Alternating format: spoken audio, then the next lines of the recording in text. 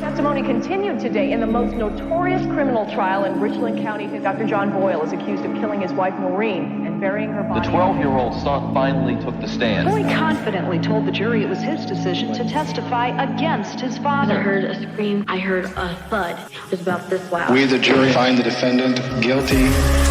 I decided at an early age that our trauma should not be what defines us. It's what we choose to do with it that does. I'm here to share my unique perspective on true crime, mental health, society, and popular culture, and always with a slight sense of humor. I'm Collier Landry, and welcome to my show. Mover Nation, what's going on? What's going on? What's going on? Happy, what is it, Wednesday? The week has gone by so fast. I've been, as you know, I was in Chicago last week. Yesterday, I was speaking at James Madison University here in Los Angeles at the New York Film Academy. And it's just been a whirlwind of all kinds of amazing stuff happening, but also getting caught up in the world of true crime. And I have a very, very special guest for all of you today. He is an advocate and an attorney, but an advocate first, I would say, and as someone who's an advocate against violent crime, justice for victims rights, I am really honored to have Jared Ross on the program. I'm going to bring him on shortly. For those of you that followed this case of Dan Markel over the last decade, it will be his life was taken on July the 19th, 2014, or maybe it was July 18th. My date's a little messed up.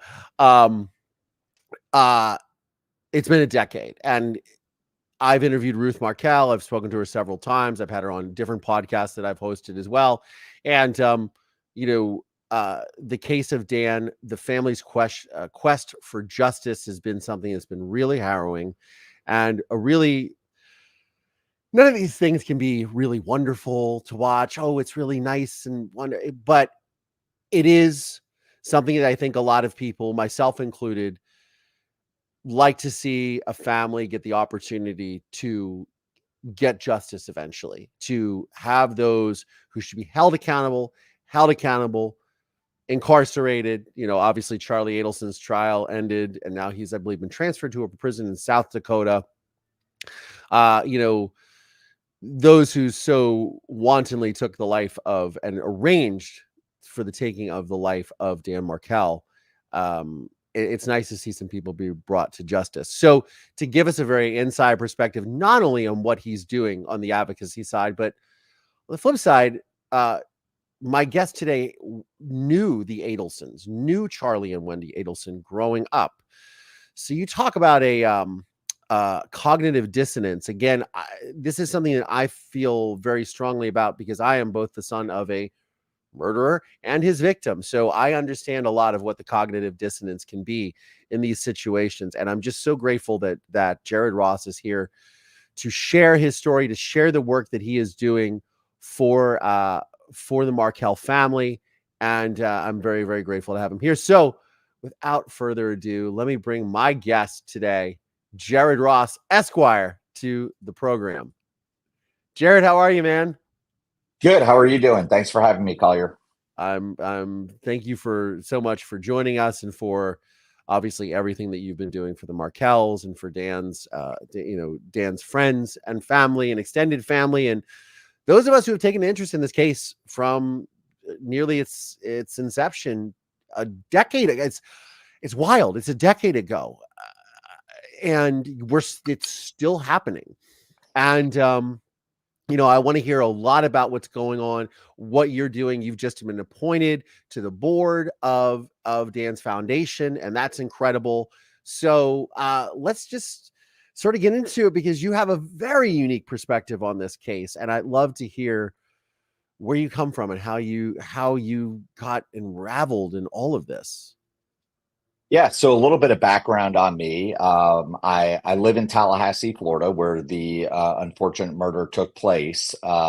I grew up, I actually grew up in New Jersey, but when I was in high school, I moved down to South Florida And one of the first people I got introduced to while I was in South Florida was Wendi Adelson. She was a friend of one of my first friends that I met down there in South Florida. He introduced us. We became friends.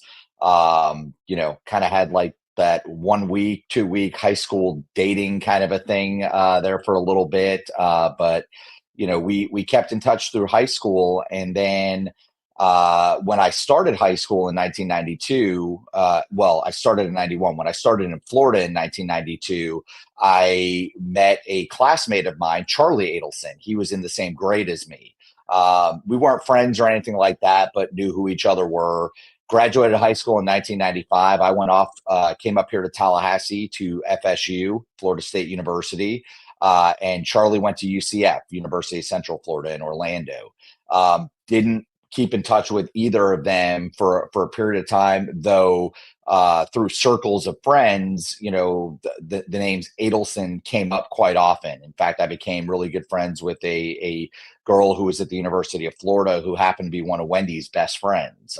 So just in that small world. After college, I took some time off and then went to law school. And before my third year of law school, my then girlfriend, now wife, we went to my 10-year high school reunion, and I actually reconnected with Charlie Adelson there. Hung out with a group of people. Charlie was one of them. It was, kind of cool hanging out. We hadn't seen each other in a while, and just connected. Well, a couple weeks later, get back here in Tallahassee, and I'm standing outside a trial advocacy class on the second floor of the law school. And I look over and there's this girl there, and I'm like, man, she looks so familiar. And she's looking at me, and we're like, we know each other. And she just says, Jared. And I'm like, Wendi? Lo and behold, it was Wendi Adelson. And so we sat and we talked for a while. I found out that her then boyfriend or fiance, I can't remember if they were engaged yet, had just taken a job at the law school as a professor. And being that she was kind of new to town and he was new to town, and I had been in Tallahassee for quite some time, having gone to undergrad here, we started hanging out, got to be friends with Danny and Wendi. We're part of the Jewish community here in Tallahassee, which is not a very big community. It's growing, but at the time it was not big. And just became really good friends with them. And so spent a lot of time hanging out with them. Then they got married. I got married. They had kids. I had kids. Time passes by. And shortly before Danny passed away, I ran into him at the law school. I was there speaking to some 1L students. And we just ran into each other and we're like, hey, we got to catch up. And unfortunately, that didn't happen because 10 years ago tomorrow, Danny was shot, and 10 years ago Friday, he lost his life. So it's, a tragic story to say the least. Yeah, it is incredible how time flies, and it's interesting how he comes into your life in that brief sort of moment, and then they're gone. And, I talk a lot about, how we look at the world around us, right? And we always, you never know how much time you have left. You never know how much, you're that person who's so near and dear to you is gonna be on this earth, or what happens. There's so much crime. There's so much, trauma in this world, and just it reminds you that life is short, but honoring their memory is the most important thing. So I guess when you caught up with him, you were not prepared for any of this. And what did you think when, if just sort of take you back to, I guess it would have been July 18th when he was shot, 2014, to that day when you learned about all of this, and then him subsequently losing his life, how did that affect you? Yeah, I'll tell you, it was a surreal time in life. I remember it very well because at the time my wife was pregnant with our second child. My son was actually born 4 days after Danny was shot. So his 10th birthday is coming up next week. And so that's why I remember it just so well. And I'll never forget, I had gone to lunch, came back to the office. fired up the computer and went to one of the news sites and was looking, and I saw that there was a shooting on Trescott Drive, and I remember calling my wife, who coincidentally, she works at the Attorney General's office here in Florida. She does criminal appeals, so she's a criminal appellate lawyer. And I said to her, I'm like, wow, there's a shooting on Trescott, and that's where Danny and Wendi lived when they were married. I didn't know if Danny or Wendi still lived at that house at the time. And the next morning, I got up, made a cup of coffee. I was sitting on the couch, just waiting for my wife to go into labor at any minute. And I got onto Facebook, and a friend of mine, Tamara Demko, who sits on the board of Justice for Dan with me now, had posted this long post about Danny and about how she couldn't believe he was gone, and that, what had happened was so tragic. And all of a sudden it just hit me like a ton of bricks. And I remember I ran into the bedroom and I woke my wife up, and I said, it was Danny. And she said, what? And I said, Danny. It was Danny who was shot on Trescott. And she just looked at me and she said it was a hit. And I don't know if it's the fact that what she does for a living. I am not a criminal attorney, but I don't know if it's what she does for a living or, just intuition, but she knew right away. And really said to me that she thought the family had something to do with it. And for a long time, I did not want to believe that, but my wife right away, I mean, she just knew it. And yeah. And that's why I said it's just surreal, the whole thing. And it was sad. I remember kind of just not knowing what to do. The next day was a Sunday, and it was the memorial at Temple Shomrei Torah here in Tallahassee. And I left my wife at home, almost not, ready to go. And I remember I said to her, I have my phone on me. If you go into labor, you call me and I will speed home. But ended up going to the temple, ran into a friend of mine who is a fellow lobbyist here in town who had Danny as a professor at Florida State. And she and I sat together at the memorial, and neither of us could believe it. I mean, we were all in shock. And that was the last time I saw Wendi in person, was at the memorial before I saw her in court during the trial. But yeah, it was just a very surreal is the word I keep using. And, well, it's appropriate. Yeah. It's crazy to think about. And then when you start diving into the case and you realize, Charlie, who I graduated high school with, was involved, and whether you think Wendi was involved or not, I have my feeling that I find it hard to believe that this all happened without her knowing about it.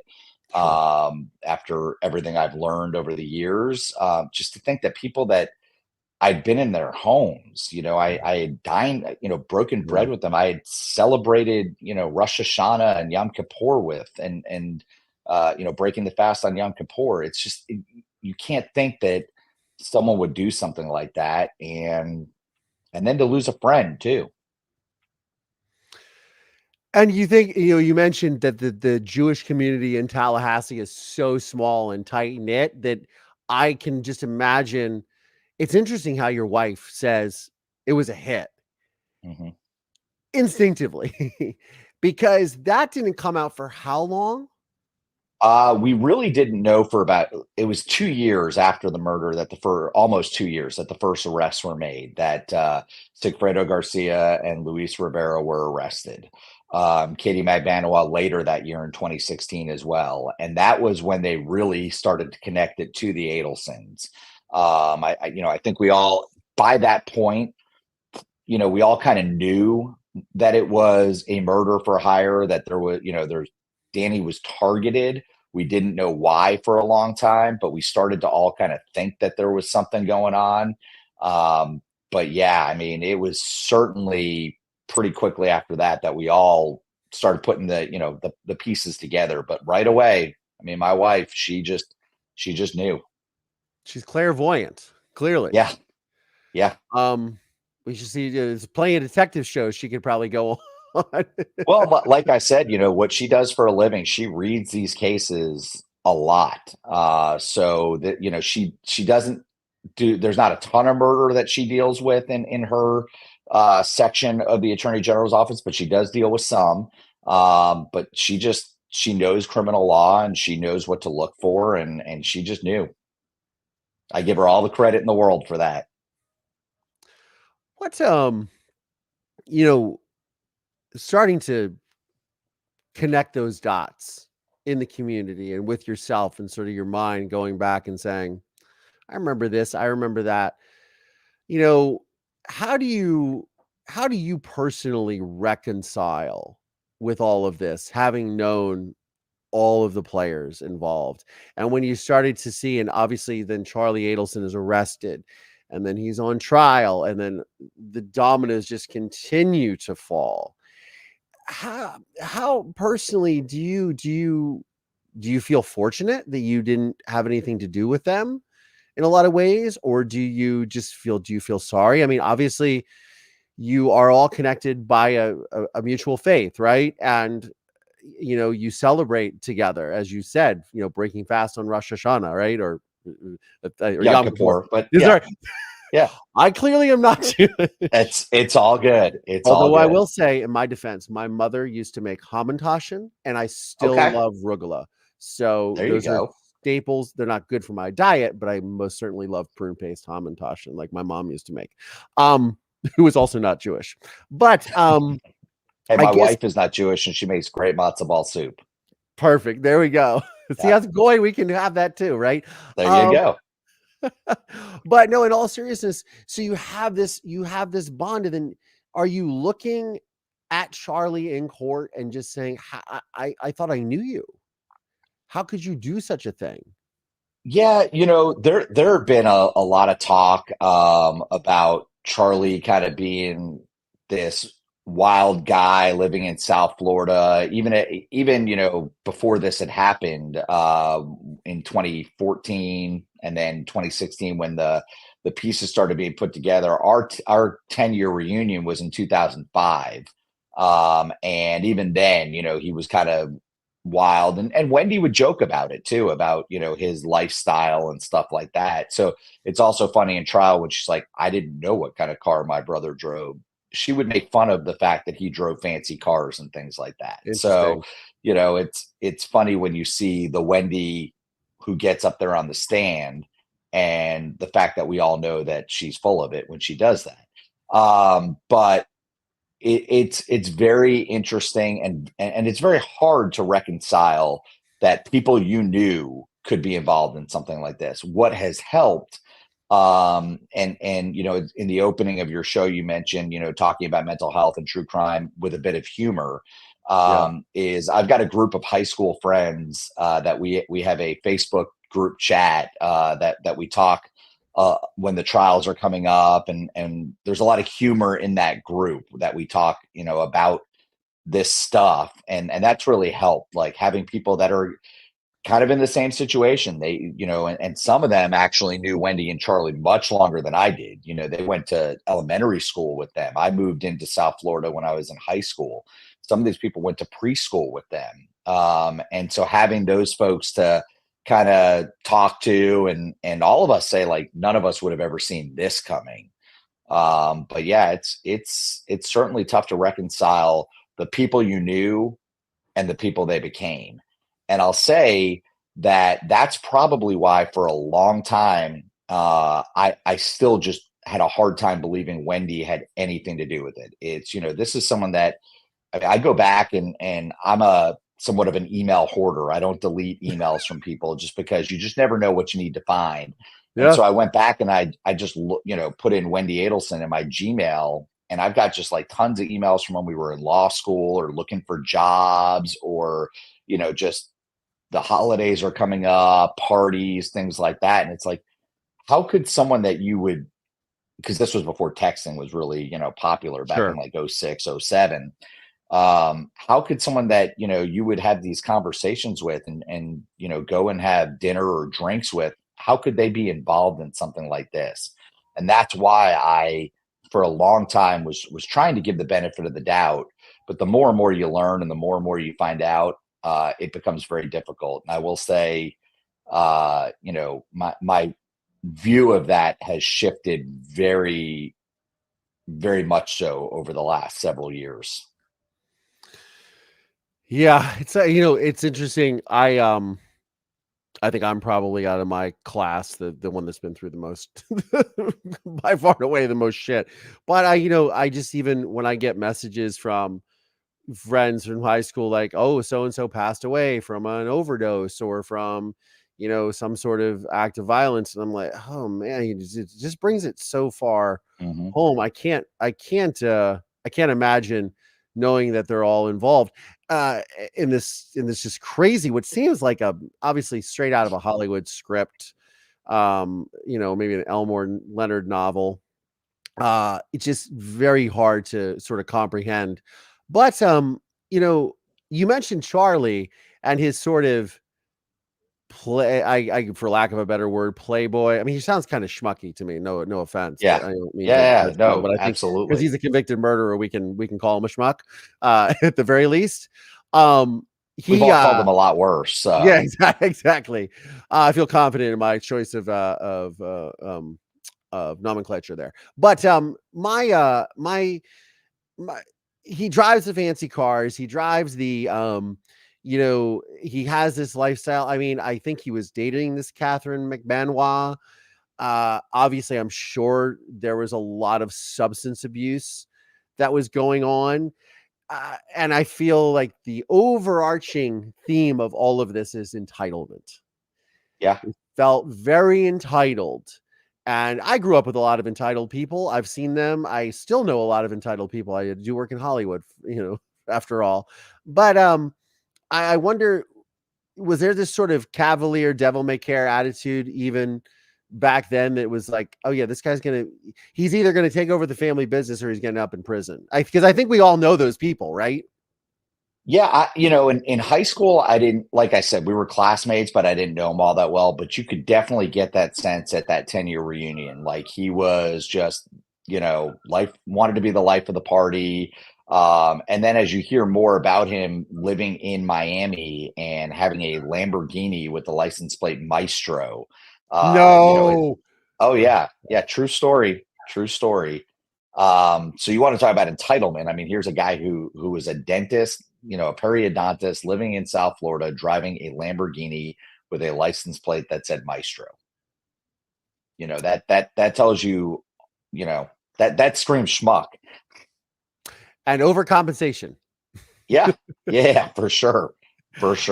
Oh boy. Look, I want to talk a little bit more about the case and what that's looking like. And then I really want to devote the rest of the time to Dan, and I want to know about the kids. And, I've touched base with Ruth over the last several months and through Steven. And, I want to talk about all that, but, he's now incarcerated. He's been moved, I believe, to South Dakota he's in federal custody. Is that correct? So no, he is in state custody. He was convicted in the state of Florida. That's what I thought. However, there is now, these are rumors, but considering what's happened, I mean, I believe the rumors to be true, that he has a hit out on him by Sigfredo Garcia, which is whom he, someone he tried to blame the whole thing on and claim that he was extorted in his ridiculous defense. Yes. And so there's an ability for the state to send him to another state's prison system to try and protect him. And so he is in South Dakota in their state prison system. From what I understand, he is in isolated custody, protective custody, but who knows how long that will last, and who knows if it's going to break him to the point where he starts turning on people too. But he's in prison for the rest of his life. Yeah, and as I like to say to everybody, I've spent more time in prison than any free man should have to, that's not getting paid as an employee of the state or the system. Yeah. It is not a nice place. I tell people this, they're like, oh, he's only going to jail for, and obviously Charlie's in prison for life. They're like, oh, they're only going to prison for 10 years or whatever. Like 10 minutes inside an incarceration facility is too long if you are Yeah. used to having a life.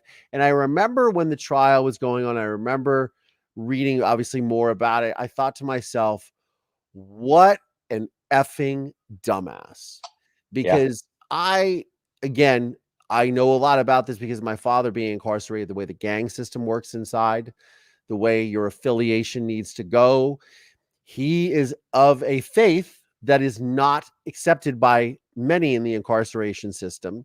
And then to possibly alienate yourself by ratting on people who control a large population of the gangs in these prison systems, and thinking that that is somehow going to benefit you, and being so short-sighted is that you are going to end up in prison. You're going to need friends. It was just the dumbest thing to me. And I thought, even when people were talking about, oh, he might not be as convicted or might not get as long of a sentence, I'm like, it's going to be miserable for him from minute one, because he has no friends and no allies, and you need friends and allies in prison. That's how it works. It's you have to associate with a group, whether you like it or not. When you're not accepted by any of them, and then you're known as a rat, they all hate you. Yeah, I can't imagine. Well, I can't even imagine prison. I don't want to imagine it. I never want to go there. I don't even want to ever have to visit anyone there. We have a federal prison here in Tallahassee, which is not too far from the house here, but I drive by it often, and it is actually a women's prison. I don't even want to visit there, which is supposed to be less. It's actually where Ghislaine Maxwell from the Epstein fame. That's where she's housed here in Tallahassee. But prison just is from my years in law school and reading about it, I can imagine it is just a horrible, horrible place. And like you said, he is someone that was automatically going to be alienated based on who he is, and the Aryans were already going to be after him because of who he is, and now you've got the Latin Kings, and who knows who else is in on it too. So we've got the Muslims, which don't like him. Oh yeah. And they don't like either one of those groups. Yeah. So you're and you're not going to get any love from the prison security and prison staff. Right. They don't like you either. So that you're a murderer. So it's not going to be pleasant. And he has been convicted and sentenced to life without any possibility of parole. And in Florida, unless your sentence is commuted or you win an appeal, that means life, the rest of your life. And he's not going to have his sentence commuted. No, the offender review board is not going to overturn his conviction, and he isn't going to win an appeal because the judge was very meticulous. And there ain't nothing to appeal on, Charlie. So it looks like the plate case was pretty cut and dry. Yeah. Let's fast forward here to another trial that's coming up here in September, which is Donna's trial. Yeah. And I don't know, did you know Donna at all? I mean, I know you know the children, but what's the story there? So I had met Donna once or twice, actually here in Tallahassee, not even in South Florida. When their kids had their bris and naming ceremony, she was there. And there was another event, I can't remember what it was for, but it was at their house on Trescott. And I remember Wendy's parents being in town, but I had very little interaction with her. So the only what I know about Donna is what has come out in trials between the emails and the jail calls that we've all heard. And those jail calls, she is basically doing what? Oh, I mean, she's talking to, about how Charlie got absolutely railroaded. He never had a chance. She's disparaging everybody and anything that has to do with Tallahassee, agreeing with him. And then there's the infamous jail call where she talks about fleeing the country, going to Vietnam, or going to a country that does not have extradition. Not the smartest of phone calls. Now, she didn't know that she was being recorded. She thought the call had hung up, but I don't know about you, but whenever I disconnect from a phone, I look at my phone and make sure it's hung up. Oh man, I It's just mean, instinct.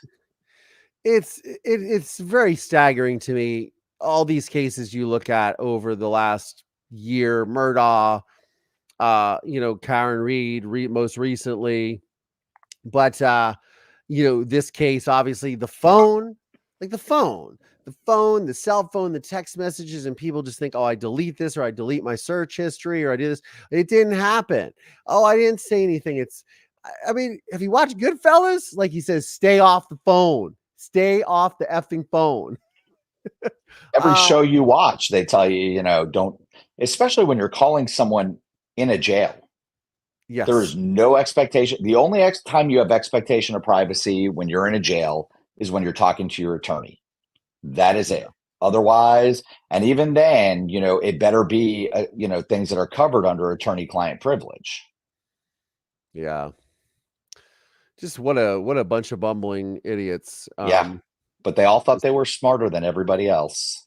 Hubris, pride cometh before the fall, as they say. My father was the same way. Just thought he could just get away and do with, dumb cops will never figure this out. And meanwhile, it's his son over here going with the cops, like, yeah, this points to this and this and this, and found this house and yada yada. It's it's staggering. But again, hubris, arrogance, entitlement. It seems like this is an overarching theme in the family. I don't know about the husband. He strikes me as maybe being shell-shocked by all of this. I don't know. There's a lot of people that wonder about Harvey and whether he's just smarter than the rest of them when it comes to talking. Because, from what people have said, and again, I didn't know him either, but from what people have said, he was very much just like Donna, very much involved in the family and everything that happened. And there are people that were close to them that find it hard to believe that they would have planned all this and he would not have known about it. That said, you don't hear as much about him. But I have a feeling in Donna's trial, there will be a lot more that we learn about, what Harvey's potential involvement was. And I personally, again, find it very hard with such an enmeshed family to think that he did not know. To me, the only one that had nothing to do with this and knew nothing was the oldest son, Robert, who had long since moved away. Yeah, he seemed to be removed himself. Yeah, he's like, I'm expatriated. See ya. Yeah. So he knew better, apparently. Yeah. Sorry. I have a little dog. Her name is Marisol, and she is a Chihuahua, and I hear her doing some very naughty things. I wasn't sure if I heard your dog bark or mine. Well, I hear her doing something. I think she's destroying my books on the shelves. She's not happy with me lately. Let's see what she's doing. Oh yeah, there she is. Hey. Yep, I see her. Oh yeah, there she is. Oy vey, as I like to say on the show. I tell you. Pop a sticker up here. Oy vey. I tell you. Dogs are great, though. Oh, their dogs are amazing. Dogs are amazing. Yes, there's Marisol as our queen. Yes. Okay, so we've demoted, I think, enough. I mean, do you have anything else to sort of say about these characters? One story I've told before, and I think is good to kind of show who Charlie was. And so our 20-year reunion was in 2015, and I couldn't go. My son was just about a year old. And so we couldn't make it down there. And I will never forget, we have another friend, and she's one of the people that's in my chat group that I told you about. And she told us the story that this was like a year after all this had happened. Not even, it was like 11 months. And she saw Charlie at the reunion, and they had gone to college together. So she went up to him and gave him a hug. And, it was like, oh my God, I'm so sorry to hear about your brother-in-law. And he was like, yeah, he was a-hole anyway. And she said that it never sat right with her. And that to me just shows you exactly who he is. The person who would, instead of just saying, "Oh, thank you, I mean, it's just tragic, and we're hoping the kids are okay," he Yeah, says normal he shit. was an Yeah. a-hole. Yeah. I'm just like, what the hell? And that has always stuck with me. I've talked to her, that friend, several times about it. She's like, it's just, to this day, it kind of gives her chills when she thinks about it. Again, the Yeah. entitlement is absolutely insane, and I want to get into the kids because Cat Loves Catskills asked about Lincoln, and I'm sorry I can't remember the Benjamin. Benjamin, Yeah. the other one's name. Thank you. I want to get into them in a little bit. What was I going to say?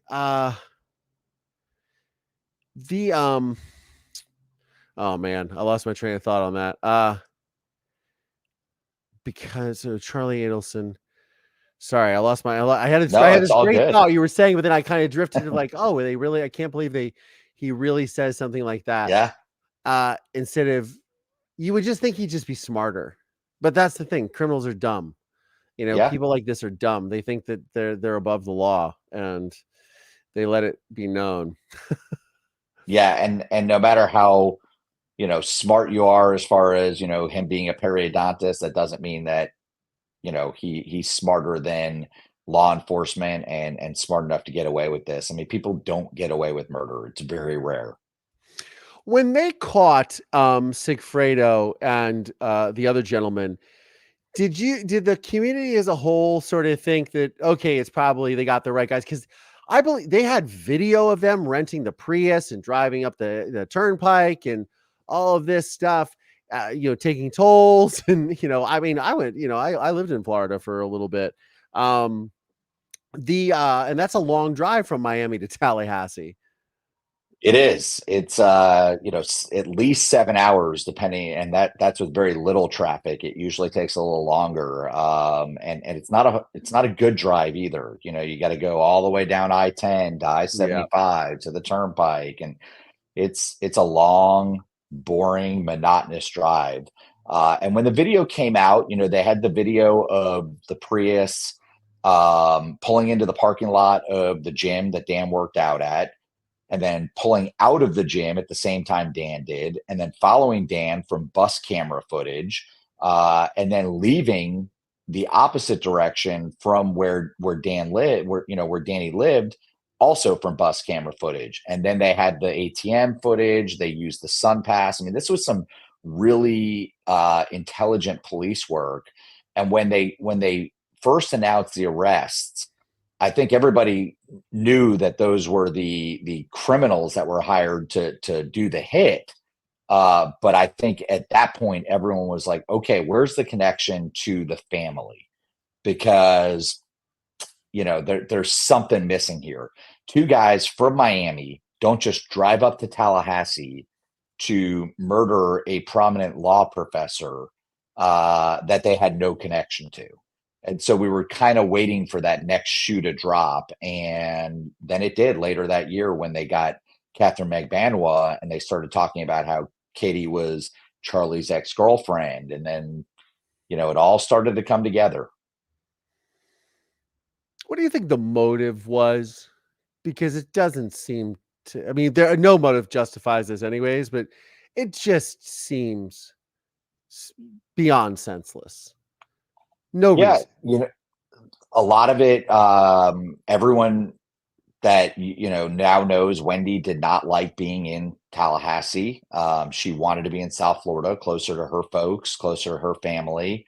And she couldn't do that so long as Dan wouldn't let her. The way the law works is, when they had joint custody, he would have had to approve her moving to South Florida, and he was not going to do that because those boys were the most important thing in the world to him. And so she wanted to be back down in at the time, Coral Springs and then Miami. Danny wasn't going to let that happen.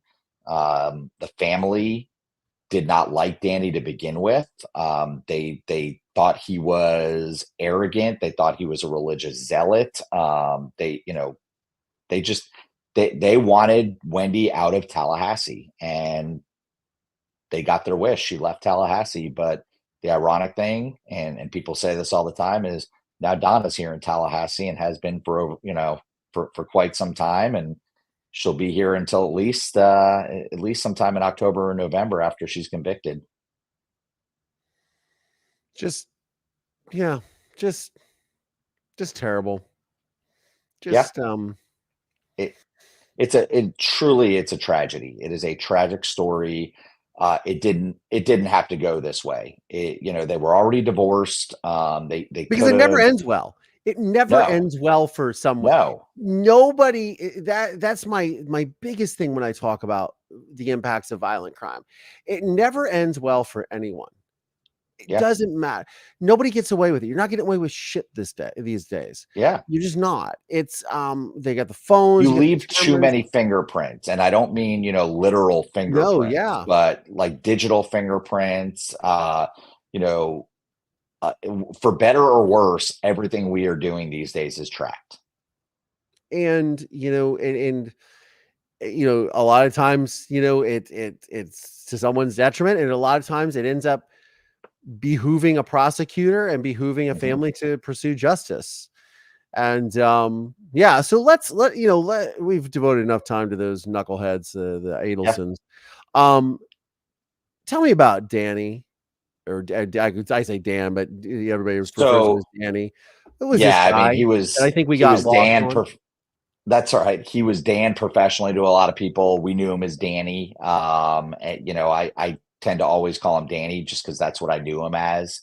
But he was a super brilliant guy. I never had him as a professor.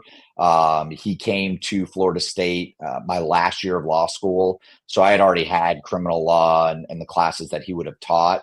But people that had him as a professor say that he was hard on them, but he was brilliant. And he was a great professor, a great teacher. He really believed in mentorship. He was hard on his students because he wanted to get the best out of them. And the best law professors, that's how they are. If you're going to law school, you have to expect that you're going to be pushed to your limit academically. It's not easy. It's 3 years of a lot of intensive reading, and he was going to make sure you knew that law school was serious. But he was an academic scholar. He was very well known for his works on criminal theory. He was sought after on the speaking circuit on legal theory.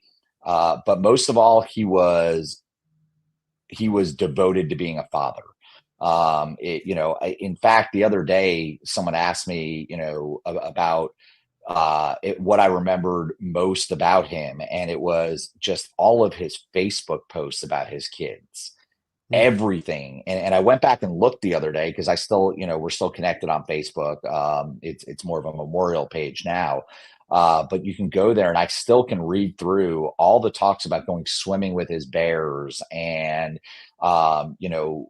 everything. He was away for a weekend and just couldn't wait to see his kids. And, his kids were gone for a week or two visiting their grandparents in South Florida, and he missed them terribly. And, it was just, that's what it was all about for him. And Stephen Webster, who's an attorney here in town, who actually represented Danny up until the time that he was killed, said, he has hoped to model himself as a father the way Danny was. And I think a lot of us agree. The way he loved those kids, and he would do anything for them and was always just looking for a play date for the kids. He wanted to make sure that the kids were connected and that they were connected to their identity, their Jewish identity, and their Canadian identity, and just everything. He wanted to make sure that they knew everything about themselves and about him. And again, he just loved being a father. I mean, that's the thing that I will always remember most about him. That's a wonderful, wonderful way to remember him. Absolutely. Yeah. You mentioned Canada. I was going to ask something else, but I might ask that later.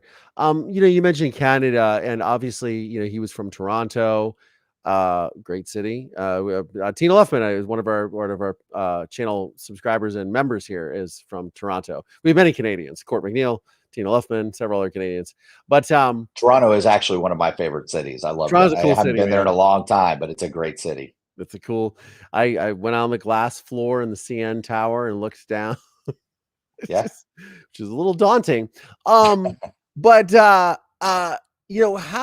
when all of this started coming out, because there is, I mean, that's a significant, Ruth is, I believe, 81, 82 now. I mean, been dealing with this for well over a decade, since she's been in her 70s.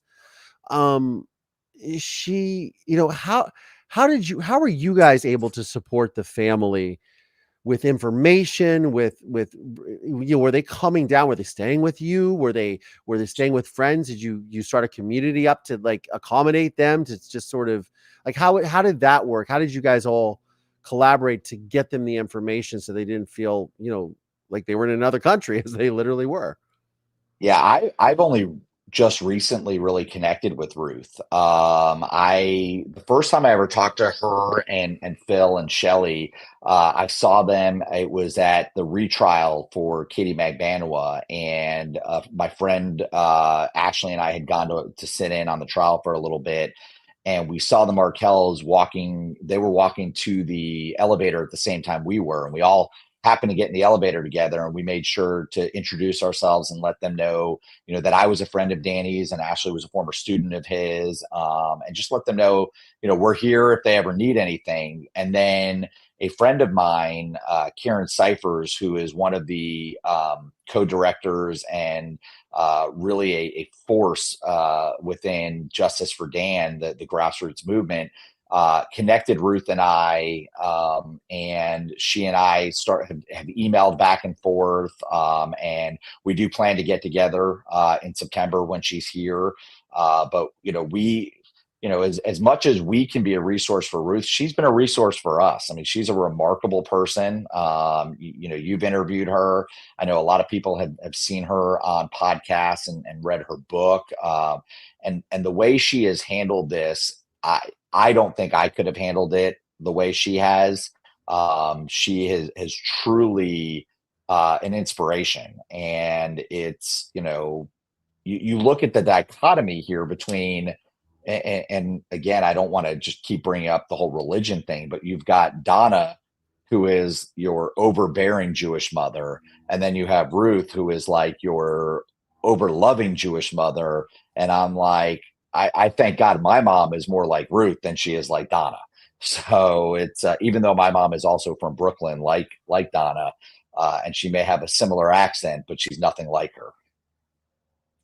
Got it. I have to correct myself. I said some of these. Tina Luffman was from Ontario, from Toronto, Ontario. She's from Kingston, Ontario. So okay, I am still in Ontario though, but still Ontario. I mean, I'm so close. Yeah. It's like horseshoes and hand grenades. You know what I mean? That's right. Close That's counts. right. So, Cat Loves Catskills wanted to know, how are the children doing, and how is everyone coping with this now? Going every time this case gets brought up, I'm sure this is re-traumatizing. And let's face it, the boys are now old enough to know what's going on. Yeah, they are 13 and 14, I believe. And so that, look, I've got a 13-year-old and a 10-year-old, and I know how active they are with the ability to use YouTube and the ability to Google, and heck, my 10-year-old, almost 10-year-old, he'll be 10 on Monday. But I can't tell you how many times he's come home and he's like, oh, I Googled you and mommy today while I was at school on the Chromebook, or things like that. And so I am sure these boys have done that. From what I understand from Ruth, they're very well-adjusted young men. They're very smart. They like sports. They're typical teenage kids. The one thing Ruth has said, and she said this recently on a show, is where she's concerned the most is about bullying, because again, this is a very public case. And people are going to, look, how you feel about Wendi, how you feel about her mother, her brother, her father, totally get it, totally understand. But do not, approach them in public when the kids are around and say things. And that has happened. Or people have said things to the kids about their mom. And To me, that's just wholly inappropriate. And look, I've gone on podcasts, or I've been asked, and I will tell people, that yes, I think Wendi Adelson, she is innocent until proven guilty. I fully believe in our justice system and that principle. But me, I'm never going to be a juror on this case. So, I'm way too close to people.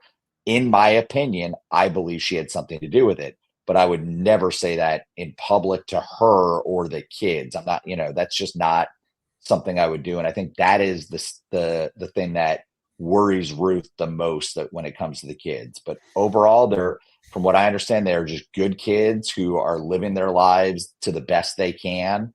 And they want to be kids, like every 13 and 14-year-old does. They're, starting high school, in high school, and that's hard enough as it is. Of course. Yeah. And I dealt with it myself. I wish I could sit here and go, oh yeah, no, they won't get bullied. Yeah, they'll get bullied. I got stuck in the lockers. I got beat Kids up. are cruel. Kids are cruel, and it sucks. And with the advent of social media and the internet, kids can now be cruel without even, showing their face. And adults can be cruel without showing their face. Yeah, I like to call them keyboard cowboys. Keyboard warriors. They're the best, let me tell you. People think that this barrier is something that will protect them from saying the most horrific things to people. I get it. I get it from just being associated with people who they don't like, and they come after me and they say horrible things about my mother, about me. I'm like, what does that have to do with anything? First of all, what does that have to do with your grievances against someone else or some other podcast or some other, bullshit? There's nothing to do with me, let alone my mother. I've gotten some of the asshole trolls on YouTube who leave comments. Some are probably going to watch this and do the same thing. And, at the end of the day, it's easy for them to say that, but none of them will show their face. And you and I are here showing our faces. So yeah, because it's a lot more about them than it does us. And it's also, at the end of the day, we get to finish and this is not to sound magnanimous, but you get to look at yourself in the mirror and you get to say, I did the right thing. I do the right thing. Yeah. I'm doing the right thing. I'm actively working in the memory of my loved one's, name, and trying to raise awareness for something, because for you guys, the job isn't done yet. There's more people to be held accountable for. This. And, you gotta look at yourself in the mirror and go, and just for your own child's sake, just say to that child, like, Dad stepped up when the chips were down, and did it for his friend and stood up for what was right, because these other people, they go back to their very, unfortunately sad lives that they lead. They attack people, and it's sad. And it's some people just want to watch the world burn. Yeah, there we go. There's a little Batman. Yeah. All right. That's right. That's right. Tina Luffin, thank you so much for the super sticker in memoriam of those we've lost. Heart. Thank you so much. Yeah, for Dan. And I guess I forgot that he was in the hospital. Was he unconscious when all this happened? So he was shot on his driveway. Yes. From what I recall, it was 2 shots to the head and face. And he was unresponsive and passed away about 14 hours after the shooting happened. Never regained consciousness and passed away in the hospital here in Tallahassee. This is going to probably strike some people as odd, but I often, I covered this in my documentary. I often think about my mother's final, moments, and I just hope. And I remember asking the police officer when I found, finally when he confirmed what I already knew, which was that she was dead and she was buried underneath this house that I had discovered. I was like, was she at peace? Right? Did she look like she was at peace? And just the sort of the idea of knowing that it just happens so quickly, they don't know what happens. It kind of plagues me. I think about my mother worrying about me or my sister, right? And I just hope that it just happens so fast that none of that even occurred. to them, and the thought of his boys, right? So let's hope that's the case. So tell us what you're doing with Justice for Dan Inc. And you're a newly appointed board member. And what are you guys doing? I've been throwing it up while we've been talking to add to this page. So a few months ago, or it might have even been about a year ago, Karen Cyphers, who was extremely involved in this Justice for Dan movement, had come to me and asked me if I'd be interested in getting more involved as we got closer to kind of evolving what Justice for Dan was. And obviously I said anything I can do to help keep Danny's memory alive and honor him, I'm happy to do. I'll be honest, I didn't need another board to sit on or anything like that, but this was just so important to me that I really wanted to do it. And so about a month or two ago, we added myself and Tamara Demko to the board of Justice for Dan. We incorporated in the state of Florida, and we started a fundraising campaign. And at the time, we just said, look, trust us. We are doing this for good reasons, but we really can't tell you the whole of it. And then today we actually released, what you have up there on the screen now is a press release. It went out. Florida Politics is a website here in Florida that covers not just politics, but it's one of the most read political blogs in Florida. And Peter Schorsch, who runs it, has been covering this case because there is a legislative aspect to this case with the grandparents' rights stuff. So he's been really good about getting information out for Justice for Dan. And this was the first place to pick up the press release. And it's about what we're doing. And what we're doing is any money that we raise, we are using to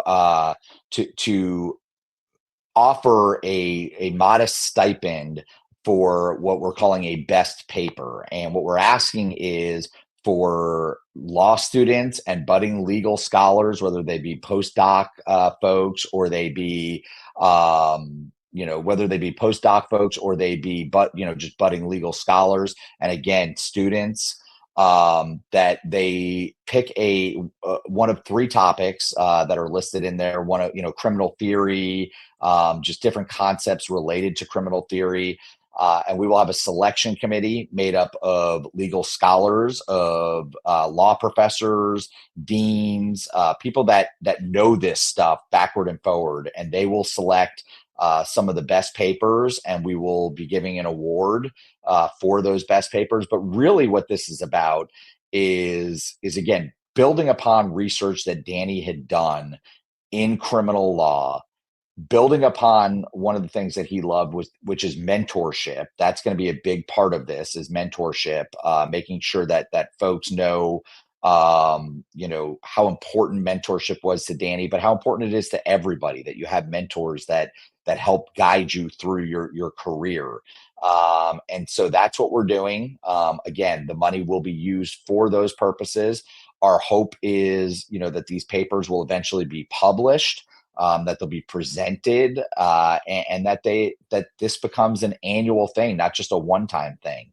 Again, it's going to be based on what we're able to fundraise for this effort, but also, what type of involvement we get and what type of interest we get, which I think there will be a lot.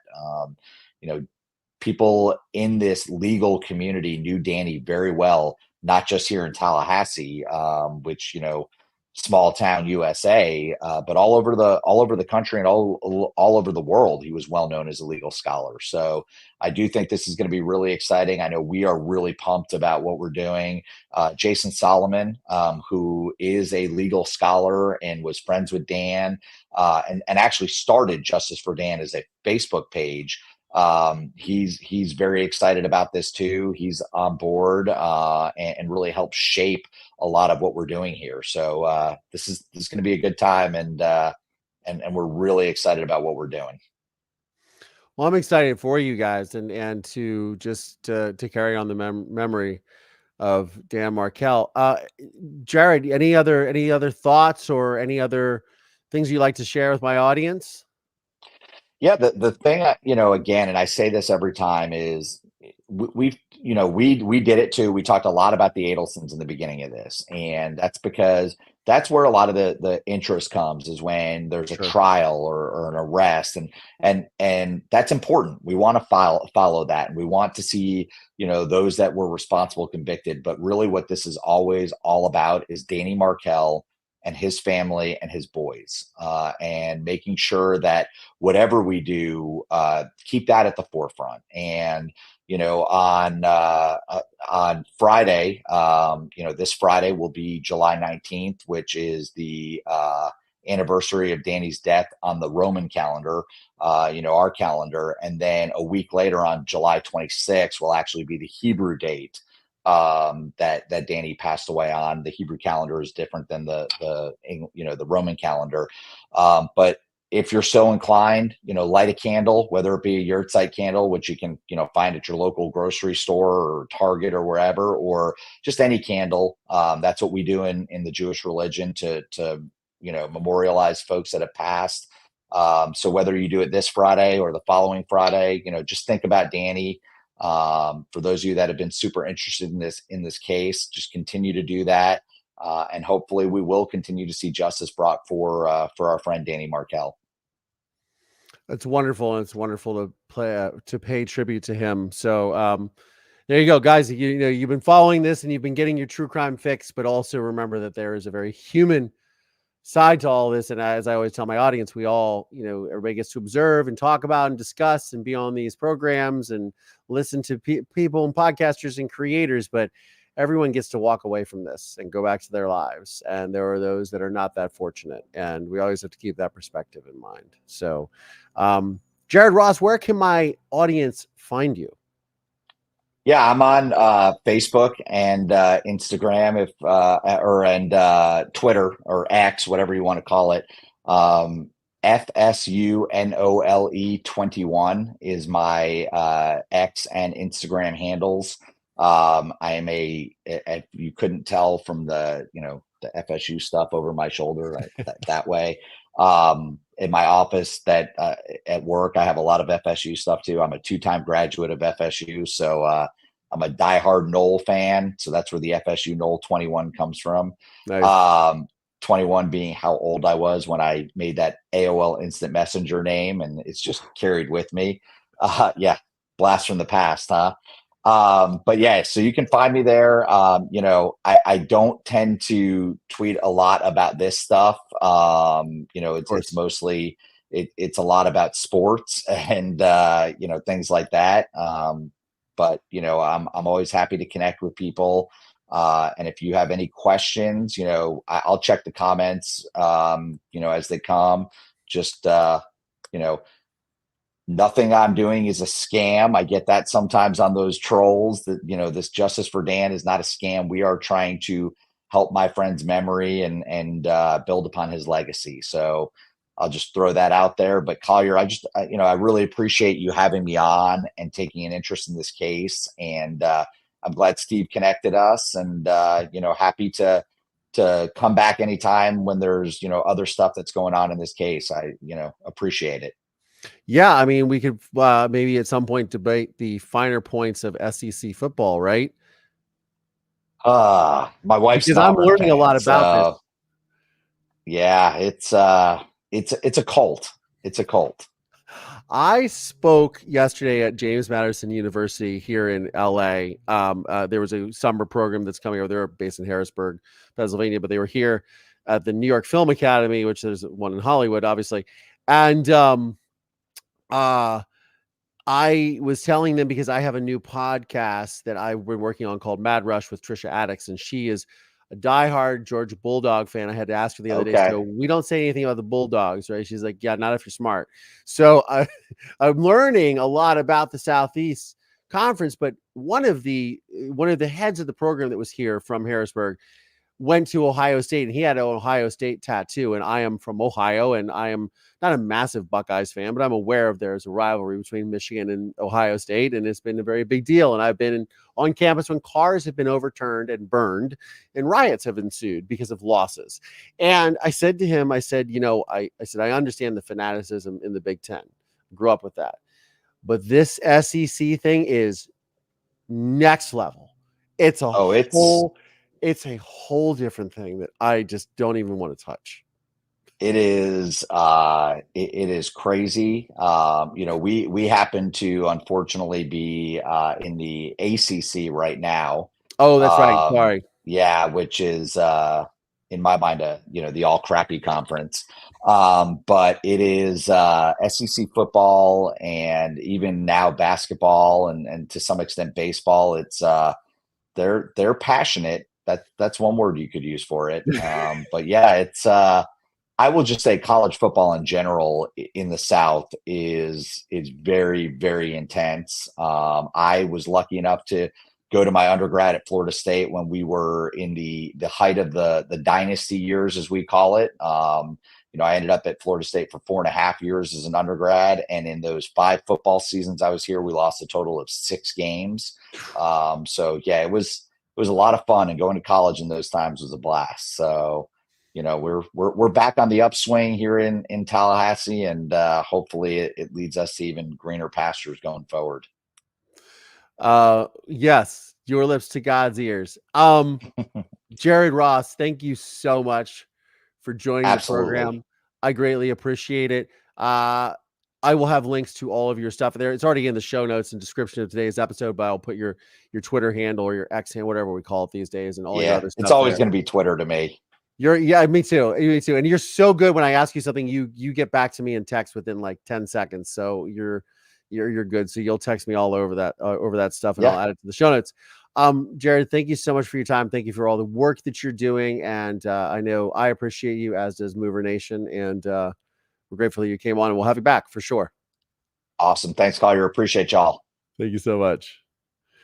Mover Nation. That was a great conversation with Jared. He's doing a lot of great work. This case is, I don't talk about it a lot. Other programs talk about this ad nauseum, but the murder of Dan Markel, and after, really bonding with Ruth Markel over the years, and some of my friends being very caught up in this case and shining the spotlight on this. It's always in the back of my head, what's going on with that. And of course, Lincoln and Benjamin, the 2 young men without a father in their life, and the way that this whole thing unfolds is I think create a lot of spectacle for a lot of people, but at the same time reveals a very human element of how all of this affects us. As you guys know, that is what I am most passionate about. Mover Nation, we get through another one. I want to say thank you so much to all my channel members, supporters, etc. That's all in the outro. Please, if you wouldn't mind, the new episode of Mad Rush with Trisha Addicts has dropped this morning with Olivia Baggett. She is a licensed therapist, and she talks about the collegiate experience and therapy in the latest episode with my good friend and host Trisha Addicts. So check it out, Mad Rush, wherever you get your podcast, Apple, Spotify, and our YouTube page is coming out next week. So I'll keep you guys all abreast on that. On that note, Mover Nation, hey, here's the outro.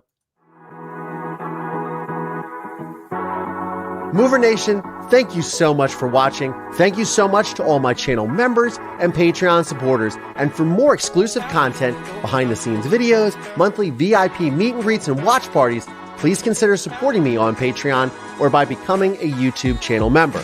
If you like this video, check out this one right here or this one right here. And don't forget to like and subscribe because it helps with the algorithm.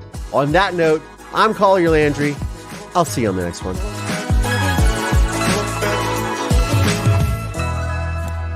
Good girl, Marisol. Good girl.